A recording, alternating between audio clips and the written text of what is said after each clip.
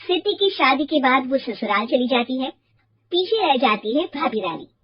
सिद्धि के ससुराल जाते ही भाभी कहती है, अरे वाह जी वाह, सारे कपड़े मेरे। हाय रे पैंट, अरे वाह वाह, मजा आ जाएगा। अरे ये सिद्धि की अलमारी के सामने खड़े होकर क्या बड़बड़ा रही है? जा जाकर देख मेहमानों को विदाई की मिठाई मिली कि नहीं। अब हाँ हाँ माँ जी, क्यों नहीं, लेकिन पहले कपड़े तो बदल लूं। अब रानी आ जाती है सिद्धि के उन कपड़ों में जो वो ससुराल जाने से पहले घर छोड़ जाती है। अरे रानी, कुछ दिन रुक जाती। अरे ये तो सिद्धि बिटिया को मैंने ही दिया था, बड़ा ही फबता था उस पर, तुझ पर तो कुछ खास नहीं लग रहा। अब वो ना मेरे सारे कपड़े गीले थे तो सोचे पहन लूं। वैसे भी सिद्धि को कौन सा दिन पुराने आउटडेटेड कपड़ों को पहनना है। वैसे भी ये सूट तो मैंने तभी पहना था, वैसे खास है भी नहीं ये। हाँ हाँ ठीक है, लेकिन ना मेरी सिद्धि पर तो जमता था। सारे मेहमान चले जाते हैं और सिद्धि ससुराल से मायके पहली बार आती है। अपना घर, अपना कमरा, अपनी अलमारी। ये बोलकर जैसे ही सिद्धि अलमारी खोलती है तो सामने उसके कपड़ों की जगह कुछ और ही रखा होता है। माँ, ओ माँ, जरा कमरे में तो आना। सास और रानी वहाँ पहुँच जाते हैं। रानी ने पहनी होती है सिद्धि की जींस और टी शर्ट। अरे भाभी, ये क्या?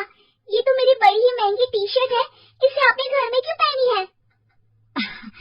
अरे बहुत मिलती है दीदी ये चौक की मार्केट में, 150 में। ओ भाभी प्लीज, ये एरोपोस्टल है, 2000 की एक टी शर्ट। ओह 2000 में तो दीदी 4 साड़ी आ जाए। अब क्या बोलूं? भाभी, ये मेरी अलमारी में छोटू के कपड़े, तो मेरे कपड़े कहाँ हैं? मेरी अलमारी में? अब दीदी आपको कौन से पुराने कपड़े पहनने थे? माना भाभी, लेकिन मैं जब घर आती तो यही सब पहनती ना। अरे तुम तो बड़ी कंजूस हो दीदी। खैर वक्त आता है जब सिद्धि ससुराल के लिए रवाना हो रही होती है। अरे रानी, अंदर से सिद्धि का गिफ्ट ले आ, लड़की पहली बार ससुराल से मायके आई है। रानी अंदर जाती है और एक सिंपल सी साड़ी लेकर बाहर आ जाती है। ये लीजिए माँ जी। सास बेटी को गिफ्ट देकर ससुराल भेजती है। अगले दिन रानी एक सुंदर सी साड़ी पहनकर सामने आती है। अरे रानी, ये तो वो साड़ी है जो मैंने सिद्धि को देने के लिए दी थी जब वो ससुराल ले जाती, लेकिन ये तूने कैसे पहन ली? अरे माँ जी, ये साड़ी तो मुझे बहुत पहले से ही पसंद थी, लेकिन चिंता न करिए, मैंने सिद्धि के लिए भी अच्छी सी साड़ी दी है। हाँ। तभी सिद्धि का फोन आता है। क्या माँ, कुछ अच्छा तो दिया होता ससुराल ले जाने के लिए। अरे पहले दिखा दिया होता। ये चमकते हुए पैकेट में नौकरानी वाली साड़ी मत दिया करो माँ। अरे बेटे, वो तेरी भाभी ने ना गलती से उससे पैकेट बदल गया। हाँ, मैं कल ही तेरे भाई के हाथ से तेरा वाला पैकेट भेज दूंगी।